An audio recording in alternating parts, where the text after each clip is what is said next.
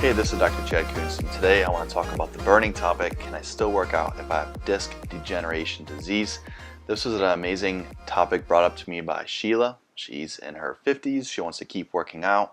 She's having some back pain, and she's recently discovered that she's got disc degeneration disease, and she's not really sure what that is, and she definitely doesn't want to hurt her spine. So I really appreciate her asking that. So I wanted to kind of take a few minutes to kind of delve into this. So we're going to zoom in onto the low spine. And we're going to kind of explain, first off, what does even disc degeneration really mean? We're going to keep this simple because I know you guys don't want to get too caught up in the details. But for example, you can see that that's about an average height of the disc, right? So if I draw it over here, it's a little bit clearer. You can see that that on average is a little bit of the size of your disc. As you get older, by the way, which is natural, we get kind of a flattening out. You get a flattening out. There may not be as much water in these discs on average. Usually we carry around 70% water in the disc, and even at the end of a late day you can see some changes. Last I had heard it was up to 1 centimeter. You can see up to 1 centimeter difference in your height from morning and afternoon solely based upon the amount of water that's in your disc. Okay, something else quite appalling that you might find out to most of you is that around 80% of people who are the age 50 or older have disc degeneration. But my question to you is, are all those people in pain not working out? Of course not. So you can see that I lack validity in these MRI results saying that they have disc degeneration disease. So really, for her, I would be a lot more curious in the muscles and the relationship to what's going on. And I would want to know what exercises are bothering her. All right, so these are some things that you guys can even start to think about. What movements bother it?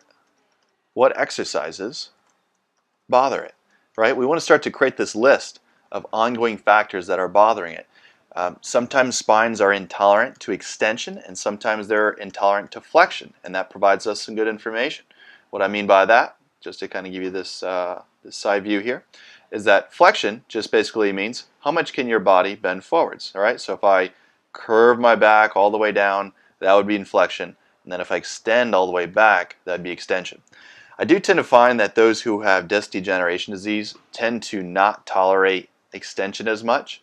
In fact, I tend to find that I want to open this spine up, particularly where they do have disc degeneration, and work it into flexion. That doesn't necessarily mean going out there and doing ab crunches or anything like that. A lot of times it means loosening up muscles that are attached to the spine, like the psoas major, which is a key one, and even some of your other really tight hip flexors, like the rectus femoris. Let's see if we can pull that up there for you. More superficial. Yeah, there we go. Like the rectus femoris, that can be a hip flexor that can pull you into flexion, and so therefore your spine has to extend just to get into a neutral position. So if you've seen any of our other videos where we talk about the fact that you have a little bit more of a curve or an arch than you think you need to, an anecdotal guess is that you might be on the road to having more disc degeneration in the past, just because this shows me that you have a lot more compression into that spine. So anyways, I just want you guys to continue to think about the fact that you can continue to work out even if you have disc degeneration. It's more important to me to see how you're moving and what exercises are currently bothering it, rather than just giving up on it because your doctor told you have disc degeneration disease, even though so many of us have it. In fact, it's universal by the time we're about 80 or 90 years old. Yet not everyone who's 80 or 90 years old has pain. I hope that was helpful, guys. Thank you so much for tuning in.